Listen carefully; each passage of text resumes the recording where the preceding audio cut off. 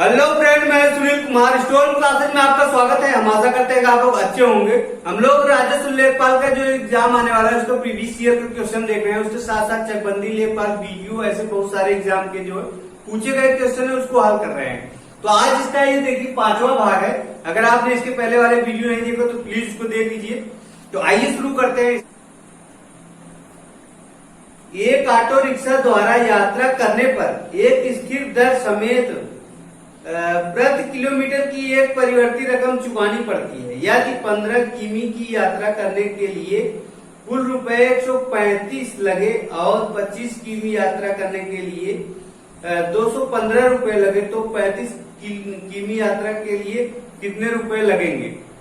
यहाँ देखिए, यहाँ पे बोल रहा है 15 किलोमीटर यात्रा करने पे 135 रुपए लग रहे हैं और 25 किलोमीटर यात्रा करने पर 215 रुपए लगे तो 35 किलोमीटर की यात्रा पूरा करने में कितने रुपए लगेंगे।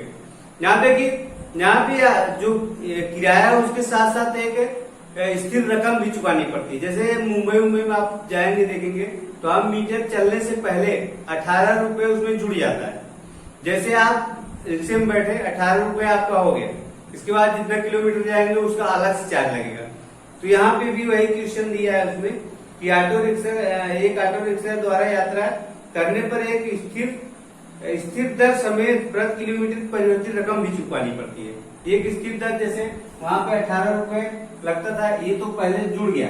अब आप जितना किलोमीटर जाएंगे उसका अलग से चार्ज लगेगा। तो यहाँ पे भी वही है। तो आइए देखते हैं। यहाँ देखिए, बोल रहा है कि 15 किलोमीटर यात्रा के 135 रुपए लगे। 15 किलोमीटर का कितना लगा है? 135 रुपए। और आगे बोल रहा है 25 किलोमीटर का 215 रुपए लगा। 25 किलोमीटर का कितना लगा? 215 रुपए। अब पूछ रहा है 35 किलोमीटर यात्रा करने पर कितना रुपए लगेगा। यहाँ पे इसको हम घटा लेते हैं, इसमें से घटाएंगे इसको। तो 25 किलोमीटर में से 15 किलोमीटर घटाएंगे 135। अब इसको घटाएंगे तो यहाँ पे आएगा 10 किलोमीटर। और यहाँ पे जब घटाएंगे तो यहाँ पे आएगी 0 और यहाँ पे 11 में से 3 गया, 8 बचा और यहाँ पे 1 बचा, 1 में से गया 0। यहाँ देखिए 10 किलोमीटर का कितना रुपए लग रहा है? 10 किलोमीटर के यहाँ 80 रुपए लग रहा है। तो 1 किलोमीटर के यहाँ कितना रुपए लगेगा? 1 किलोमीटर के यहाँ लगेगा 8 रुपए। कितना लग रहा है? 1 किलोमीटर का 8 रुपए लग रहा है। 1 किलोमीटर का 8 रुपए लग रहा है। तो यहाँ पे देखिए, तो 15 किलोमीटर कितना रुपए लगना चाहिए? तो 15 किलोमीटर का 15 गुणे 8, 15 8 120 ही रुपए लगना चाहिए। लेकिन यहाँ पे कितना लिया है? 135 लिया। इसका मतलब क्या है? 15 एक्स्ट्रा जो स्थिर चार्ज है 15 रुपए वो लग रहा है। यहाँ देखिए 135 माइनस कितना? 120 आया है। यहाँ घटाएंगे तो कितना आएगा? घटाएंगे यहाँ तो 15। जो स्थिर राशि लग रही है वो 15 रुपए लग रहा है। क्या लग रहा है? 15 रुपए। अब देखिए, अब यहाँ देखिए 1 किलोमीटर का 8 रुपए लगता है। जो मतलब जितने किलोमीटर जाएंगे उतना 8 का गुणा हो जाएगा। मतलब यहाँ पे 37 कितना पूछ रहा है? 35 किलोमीटर यहाँ तक पूछ रहा है। तो 35 गुणे कितना हो जाएगा? 8।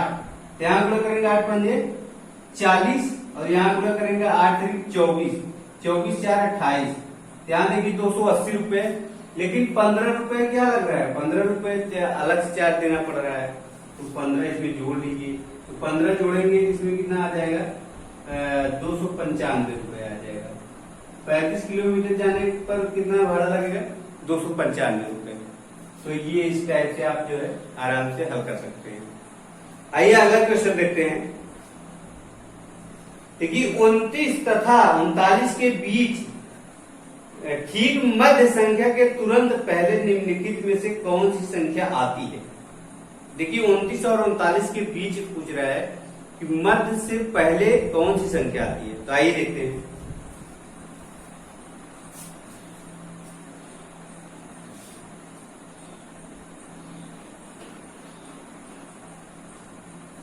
यहाँ देखिए 29 और 39 के बीच मध्य से पहले वाली संख्या पूछ रहा है। तो देखिए 29 से और 39 के बीच कितनी संख्याएं होंगी? 9 संख्याएं होंगी। 29 से 39 के बीच अगर लेते 10 संख्याएं होती, लेकिन 29 से और 39 के तक के जो है 9 संख्याएं होंगी। कितनी संख्याएं होंगी? 9 संख्याएं होंगी। तो मध्य संख्या निकालने के लिए क्या होगा? इसमें 1 जोड़कर 2 को भाग दे देंगे। यहाँ पे 10 बटा कितना आएगा? 2। यहाँ पे आएगा 5। 5वीं संख्या होगी। तो 5वीं संख्या ये देखिए लगातार है, 5वीं संख्या लगातार है। इसमें हम 5 अगर जोड़ देंगे, 29 प्लस 5 जोड़ देंगे तो कितना आएगा? 34 आएगा। मध्य संख्या कौन सी है? 34 है। लेकिन उससे एक पहले की पूछ रहा है, एक पहले की पूछ रहा है तो कितना हो जाएगा? 33। हमारा आंसर कितना हो जाएगा? 33। क्या मध्य से जस्ट पहले वाली संख्या क्या है? 33 है। आगे पूछ रहा है, अगला वाला क्वेश्चन है कि एक सभा में 8 व्यक्ति उपस्थित थे। सभा के अंत में सभी ने एक दूसरे से हाथ मिलाया। सभा के अंत में कुल कितनी बार हाथ मिलाए गए? देखिए हैंडशेक वाला मैंने आपको पढ़ाया था इसमें सिंप्लीफिकेशन में, जब मैं सिंप्लीफिकेशन पढ़ा रहा था तो उसमें ऐसे क्वेश्चन आया था। तो हैंडशेक निकालने का एक फार्मूला होता है, सही देखते हैं। यहां देखिए फार्मूला होता है n ब्रैकेट में n-1 अपान 2। n क्या है? n जो है व्यक्तियुक्त संख्या है। n क्या है? व्यक्तियुक्त संख्या है। इसमें क्या दिया है? एक सभा में 8 व्यक्ति उपस्थित थे। सभा के अंत में सभी ने एक दूसरे का हाथ मिलाया। सभा के अंत में कुल कितनी बार हाथ मिलाए गए? यहाँ व्यक्तियुक्त संख्या कितनी है? 8। यहाँ पे 8 माइनस 1 और यहाँ बटे 2।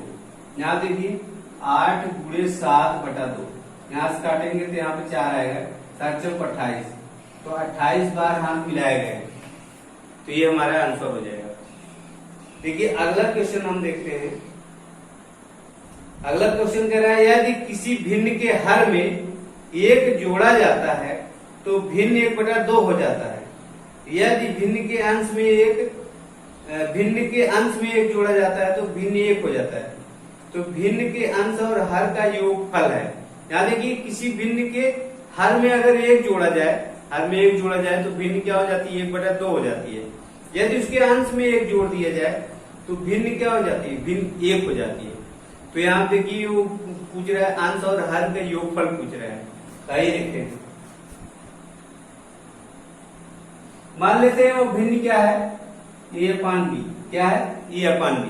अब देखिए उसमें बोल रहा है कि इसके हर में 1 जोड़ा जाता है तो भिन्न 1/2 हो जाता है। इसके हर में 1 जोड़ दिए तो भिन्न क्या हो जा रही है? 1/2 हो जा रही है। तो यहाँ से इसका गुणा कर लीजिए। यहाँ से इसका गुणा होगा 2a और यहाँ इसका गुणा होगा तो यहाँ b+1। तो b को इधर लाइए। 2a minus b equal to 1। एक समीकरण हमारा बन गया है। और दूसरा समीकरण के लिए दिया है कि यदि अंश में 1 जोड़ा जाता है तो भिन्न 1 हो जाती है। यदि अंश में इसके जोड़े a+1 पान b तो भिन्न कितना हो जाता है? 1 हो जाती है। तो इसका गुणा इधर करिए। तो यहाँ पे a+1 इक्वल टू b। इसको इधर लाइए। यहाँ पे a माइनस b और इसको इधर ले जाइए तो -1 हो जाएगा। ये हमारा दूसरा समीकरण हो गया। यहाँ 2 समीकरण मिल गए। अब देखिए इसमें ये हल कर लीजिए। a और b के यहाँ से मान निकाल लीजिए इससे और इससे, तो हमारा आंसर आ जाएगा। दोनों जोड़ लेंगे। यहाँ से a और b के मान यहाँ से निकालिए। यहाँ देखिए समीकरण 1 क्या है? 2a minus b equal to 1। और यहाँ समीकरण 2 क्या है? a minus b equal to -1। अब देखिए इसको यहाँ से घटा देंगे अगर, तो यहाँ पे देखिए b जो है इसमें से कैंसिल हो जाएगा। यहाँ घटाएंगे तो यहाँ प्लस हो जाएगा, यहाँ माइनस और यहाँ पे प्लस हो जाएगा। अब देखो b यहाँ से कैंसिल हो गया। यहाँ 2a में से 1 घटाएंगे तो a आएगा और यहाँ देखिए 2 हो जाएगा। a इक्वल टू कितना आ गया? 2 आ गया। अब b इक्वल टू किसी भी में रख दीजिए। b इक्वल टू इसी में 1 मान 2 रखेंगे, इधर जाएगा क्या होगा? घट जाएगा। तो यहाँ पे रखेंगे 1 मान 2, यहाँ माइनस b इक्वल टू -1। इधर जाएगा तो ये माइनस हो जाएगा, -b और यहाँ पे -1 और ये -2। यहाँ माइनस कैंसिल हो जाएगा तो b इक्वल टू, यहाँ पे शायद दिख नहीं रहा होगा, यहाँ पे लिखते हैं। यहाँ देखिए इसमें रखते हैं a minus b equal to 1। इसमें 1 मान रख दीजिए। 1 मान रखेंगे तो 2 - b इक्वल टू यहाँ पे -1 है। तो इधर जाएगा माइनस, जाएगा माइनस बी इक्वल टू -1 -2। अब देखिए यहाँ पे माइनस माइनस सभी कैंसिल हो जाएंगे, तो बी इक्वल टू कितना आ जाएगा 3। तो यहाँ देखिए दोनों अंश और हर का योग पूछ रहा है। तो यहाँ पे अंश क्या है a और प्लस हर क्या है b। यहाँ a इक्वल टू कितना आया हमारा 2 आया है और b इक्वल टू कितना आया 3 आया है। यहाँ 2 + 3 जोड़ लेंगे, यहाँ हो जाएगा हमारा क्या 5। यहाँ पे 5 क्या हो जाएगा आंसर हो जाएगा। आइए नेक्स्ट क्वेश्चन देखते हैं। अगला क्वेश्चन है सबसे छोटी संख्या कौन सी है। यहाँ देखिए 4 ऑप्शन दिया है, उसमें पूछ रहा है सबसे छोटी संख्या कौन सी है। तो आइए देखते हैं।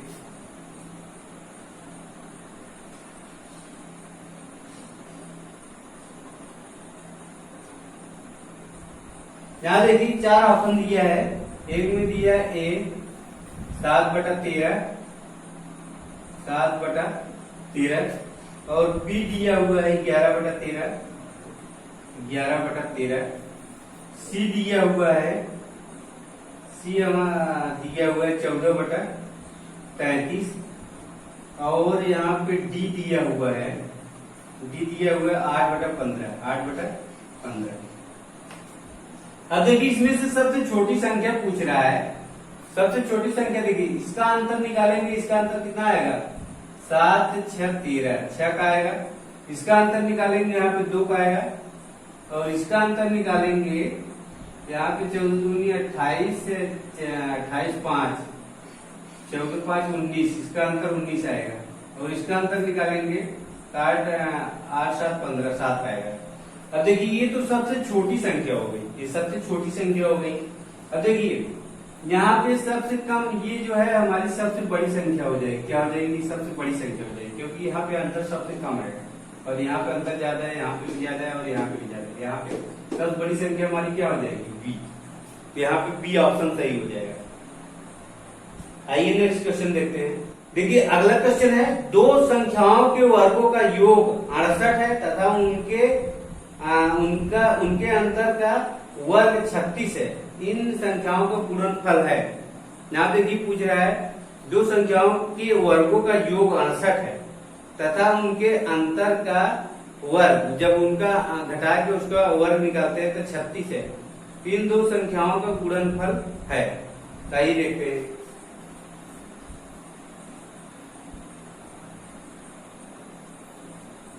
देखिए यहाँ पे बोल रहा है संख्याओं को वर्ग, मान लेते हैं संख्या ए और बी है, इसका वर्ग करेंगे ए प्लस बी, वर्गों का जो है योग कितना दिया है 68 दिया है और इनका जो है अंतर ए माइनस बी यहाँ पे दिया है। ए माइनस बी का अगर इसका स्क्वायर करें, यहाँ पे दिया है 36, क्या दिया है 36। अब कह रहा है कि इन दो संख्याओं का गुणनफल होगा। यहाँ भी इन दो संख्याओं का गुणनफल पूछ रहा है। यहाँ देखो हमें इसको ये फार्मूला दिख रहा है हमें अलजेब्रा का। यहाँ पे a माइनस बी का अगर होल स्क्वायर करें, यहाँ पे क्या होता है A square plus B square minus 2ab होता है, यही तो होता है। अब देखो यहाँ पे हमें a माइनस बी बराबर दिया है 36 का स्क्वायर। यहाँ देखिए 36 ए माइनस बी को स्क्वायर दिया है यहाँ पे 36। अब देखिए और इसके बराबर भी दिया है 68। यहाँ देखिए इसके बराबर क्या है 68 दिया है माइनस 2ab। अब देखिए इसको इधर भेजेंगे, इसको इधर भेजेंगे तो क्या हो जाएगा माइनस हो जाएगा। तो यहाँ पे देखिए 36 माइनस 68 और बराबर यहाँ माइनस 2ab। देखिए इसमें से घटाएंगे तो यहाँ पे 2 आएगा और इसमें से घटाएंगे यहाँ पे 3 आएगा, माइनस आएगा और ये भी माइनस में है तो 2ab। एक माइनस माइनस क्या हो जाएगा कैंसिल हो जाएगा और यहाँ से कटेगा 2 से, यहाँ पे आएगा 16। ab बराबर क्या आ गया 16। यही तो पूछ रहा है दोनों संख्याओं का जो है गुणनफल। एक संख्या हमने a मानी थी और एक संख्या क्या मानी थी b मानी थी। यहाँ दोनों संख्याओं का गुणनफल ही पूछ रहा है, दोनों गुणनफल क्या आ गया 16 आ गया। तो बहुत सिंपल सा है। आगे देखते हैं। अगला क्वेश्चन है एक प्लाट के क्षेत्रफल का सर्वेक्षण 3.5 एकड़ के रूप में किया गया था। पटवारी ने इसे 1 एकड़ बराबर 0.4 हेक्टेयर के आधार पर मीट्रिक प्रणाली में अंकित किया।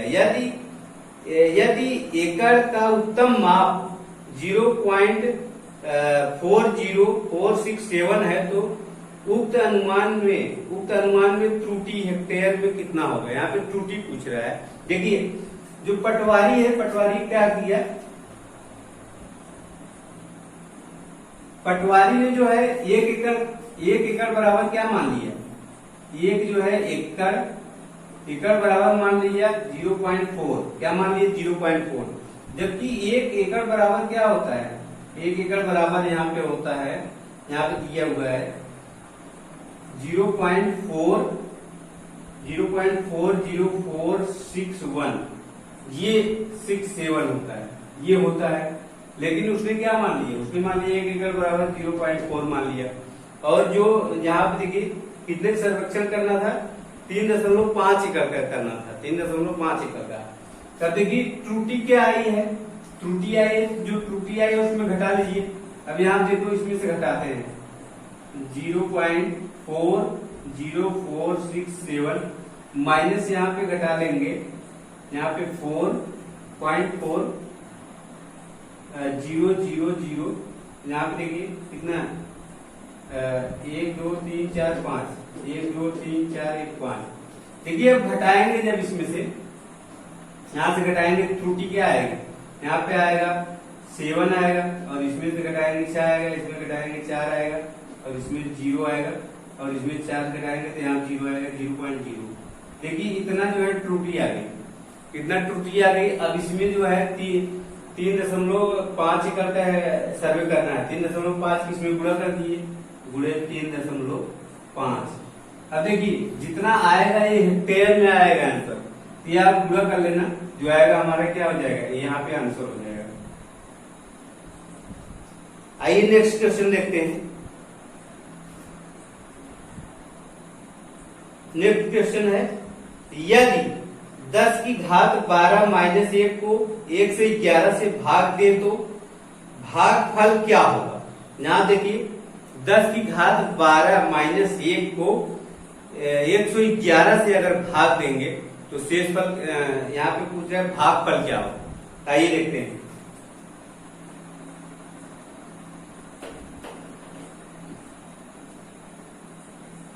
दस की घात 12 माइनस 1 को किससे भाग देने के लिए बोल रहा है, इसमें भाग देने को बोल रहा है 111 से भाग देने पर भागफल क्या होगा।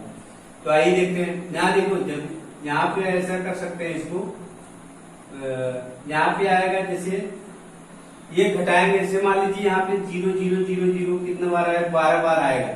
जब 12 बार 0 आएगा, इसमें से हम क्या कर लेंगे, मान लीजिए 12 12 12 आ गया, इसमें से हम ये घटा लेंगे तो कितना आएगा 9 9 9 9 9। कितनी बार आएगा, 11 बार 9 9 आएगा। कितनी बार आएगा, 11 बार।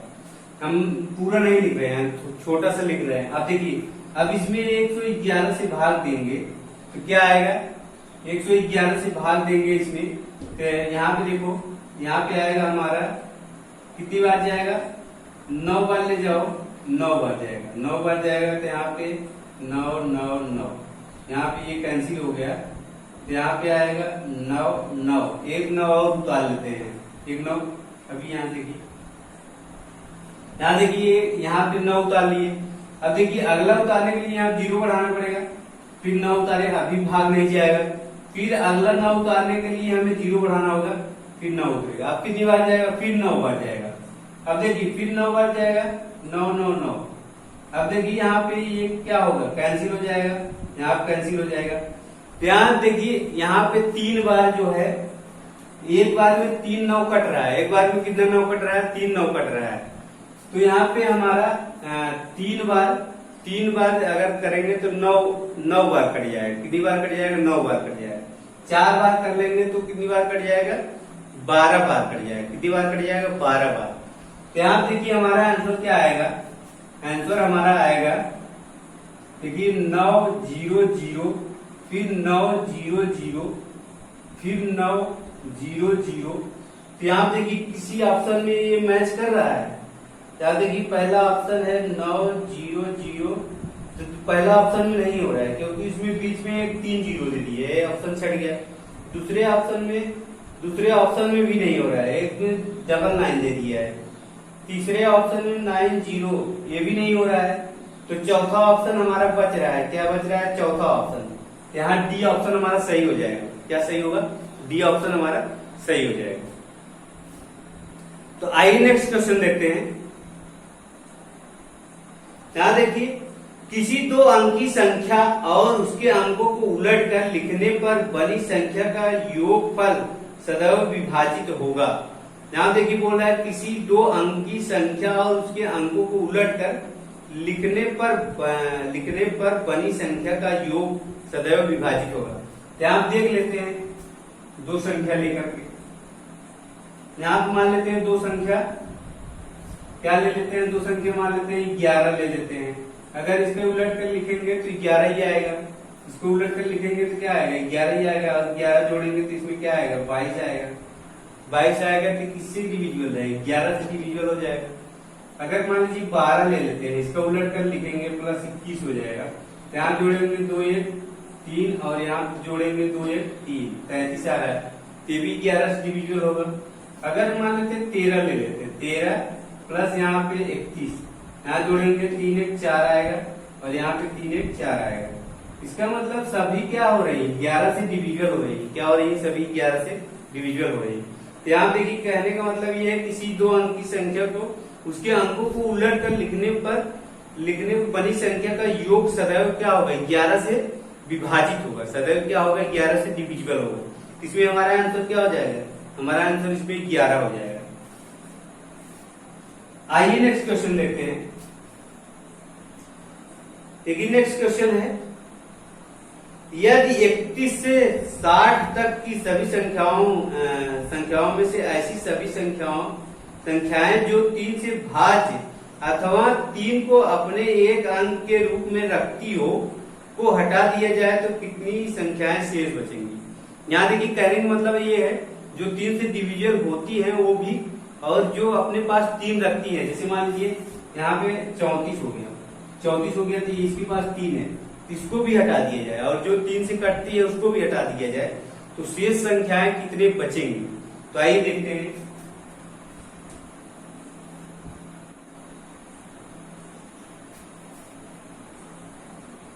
देखिए इसमें बोल रहा है 31 से 60 तक सभी संख्याओं में से 3 से विभाजित तथा 3 को अपने किसी एक अंक के रूप में रखती हो हटा दिया जाए तो कितनी संख्याएं शेष बचेंगी? यहाँ देखिए 31 से लेकर 39 तक इसमें सभी में 3 आएगा। क्या आएगा? सभी में इसमें 3 आएगा।